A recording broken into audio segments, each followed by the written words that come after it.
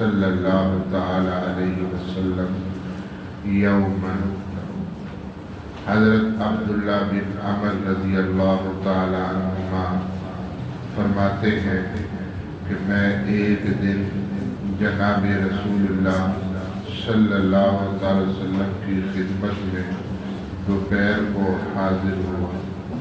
قال، وہ فرماتے ہیں فسمع اصوات رجلین اختلفا فی آیت، فرمایا آپ علیہ السلام نے دو آدمیوں کی آواز سنی جو ایک آیت کے معنی پر اپنے اپنے طور پر جو ہے اختلاف کر رہے تھے، جگڑ رہے تھے۔ ایک کہتا ہے یہ، اس کا یہ معنی ہے، دوسرا کہتا ہے یہ۔ فخرج علینا رسول اللہ صلی اللہ تعالی علیہ وسلم، نبی علیہ السلام باہر تشریف لے آئے۔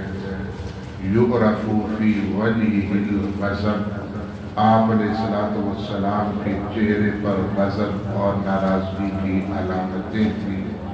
فقال انما ہلک من کان قبلکم باختلافہم فی الکتاب، آپ علیہ السلام نے فرمایا تم سے پہلے صرف اس وجہ سے لوگ برباد ہوئے کہ انہوں نے اپنی کتاب کے معنی میں اختلاف کیا۔ نبی کریم سرور دو عالم صلی اللہ تعالی علیہ وسلم کے ہوتے ہوئے صحابہ کرام رضوان اللہ اجمعین قرآن کریم کی خود تفسیر نہیں کرتے، حالانکہ خود عرب ہیں، عربی جانتے بھی ہیں، اور ان سے ماہر عربی دان کوئی نہیں۔ ہمیں تو وہ لوگ کہتے ہیں عجمی، یہ سارے گنگے ہیں، اور ایسے ایسے اشعار پڑھا کرتے ہیں کہ آج تک ان کی مثال نہیں کوئی دے سکتا۔ لیکن جب قرآن کریم کا معاملہ آتا ہے تو اس کی تشریح کے لیے جناب رسول اللہ صلی اللہ علیہ وسلم کی خدمت میں آتے ہیں۔ سورۃ البقرہ میں جہاں اللہ تبارک و تعالیٰ نے روزوں کا ذکر کیا ہے، وہاں پہ ایک آیت ہے کُلُوا وَاشْرَبُوا حَتَّى يَتَبَيَّنَ لَكُمُ الْخَيْطُ الْأَبْيَضُ مِنَ الْخَيْطِ الْأَسْوَدِ۔ خیط کہتے ہیں داغے کو، اسود کہتے ہیں کالے کو، اور ایک ابیض کہتے ہیں سفید کو۔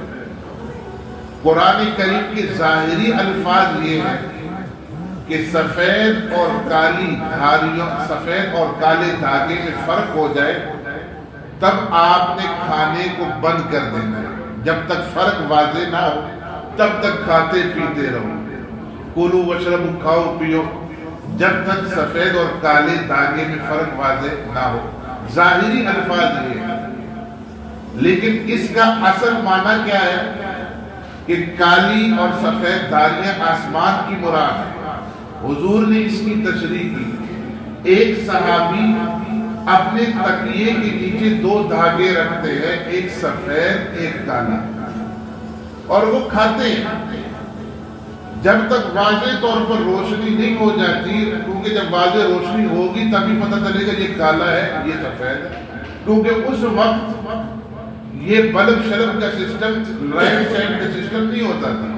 اس نے دو دھاگے رکھے ہوئے ہیں، سحری کر رہا ہے، حضور کا پیارا ہے، بستر اٹھاتا ہے، تکیہ اٹھاتا ہے، پھر رکھ دیتا ہے، ابھی فجر نہیں ہوئی، کھاؤ پیو کھاؤ پیو۔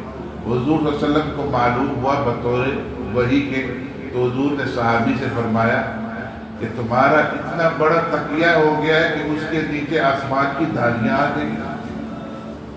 ایک صحابی قرآن کے مفہوم کو نہ سمجھ سکا جب تک حضور نہ سمجھا سکا۔ الامان والحفیظ، مجھے ایسے ایسے جگہوں پر جانا پڑا، کہنے کہ مولوی صاحب ہمارے یہاں تفسیر ہو رہی، آپ بھی آنے بیٹھ گئے، سارے نوجوان ڈاکٹر وغیرہ بیٹھے ہوئے، قرآن کریم کھولا ہے، ترجمے والا قرآن کریم ہے، ایک آیت پڑھتی تھی، آپ کی اس بارے میں کیا رائے ہے، آپ کی کیا رائے، آپ کی کیا رائے، آپ کی کیا رائے۔ حدیث میں آتا ہے کہ تفسیر بالرائے حرام ہے، یہ جو امت میں توڑ پیدا ہو رہا ہے نا، یہ کس سے ہو رہا ہے کہ اہل فن سے ہم اس فن کے بارے میں پوچھتے نہیں۔ ڈاکٹری مسئلہ ہے تو ہم ڈاکٹر کے پاس جاتے ہیں۔ انجینئرنگ کا کوئی مسئلہ، یہ جو ہم مسجد بنا رہے تھے تو ایک صاحب انجینئر آئے، کہتے کہ مولوی صاحب اتنا خرچہ کر رہے ہو، کم سے کم ہم سے پوچھ تو لیتے نا، ہم اس کام کے ماہر ہیں۔ لیکن جب دین کا معاملہ آتا ہے نا، دین کا معاملہ، تو بعض ٹماٹر بیچنے والے بھی ٹھیکیدار بنا ہوا ہے، بعض ٹماٹر بیچنے والا بھی ٹھیکیدار، موچی بھی آپ کو مسئلہ بتائے گا۔ نبی علیہ السلام کے زمانے میں گنتی کے چند افراد تھے جو مسئلہ بتاتے تھے، ہر بندہ مسئلہ نہیں بتاتا تھا۔ حضور نے نام لے کر بتایا کہ فلاں فلاں بندے سے قرآن کا علم حاصل کرو، عبداللہ بن مسعود سے قرآن کا علم حاصل کرو، میراث کے بارے میں پوچھنا فلاں بندے سے پوچھنا۔ آج ہر بندہ، ایک صاحب بہت بڑے ڈاکٹر اللہ کو پیارے ہو گئے، وہ کیا فرماتے ہیں سورۃ فاتحہ کے متعلق؟